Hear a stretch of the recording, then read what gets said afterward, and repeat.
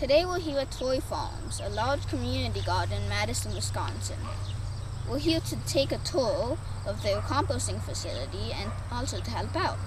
They get their composting materials from local restaurants, coffee roasters, and supermarkets who agree to put their materials aside for a volunteer to pick up and compost. So let's get composting. We also talked to a volunteer named Elliot about the process.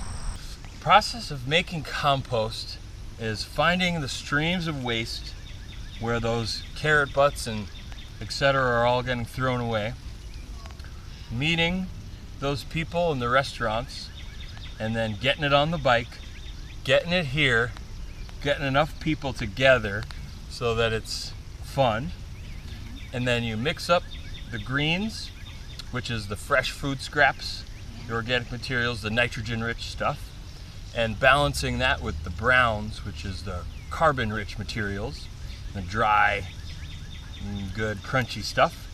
And we get a good mix of that in here. We chop them all up small, and then we mix it up together in a pile, and we feed oxygen through the tubes that are going underneath the piles, and then also up throughout it to deliver oxygen to all those aerobic organisms, which then take those big bulky materials, break it down into plant available forms, and then also kind of have this biological succession kind of in a way that a forest matures, where the pioneer plants will come in, right? And they'll break things down, they build up the topsoil, and then you get more bushes, you get more trees. It's similar in the soil to where the bacteria will come in and they'll heat it up, and then as it gets hot, this whole other bastion of thermophilic bacteria come in that then break it down in another way, and then it cools back down, the mesophilic come back, and then you get mushrooms and isopods and worms and all of the higher order second level decomposers come in and just keep aerating it, turning it, mushing it all around. And then in about half a year or so, we've got some soil that's ready to put in the ground and start growing plants in. Cool. Yeah.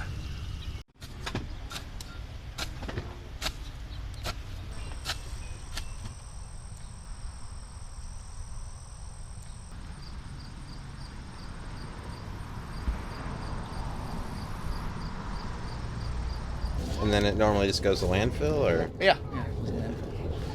Yeah, that's a shame.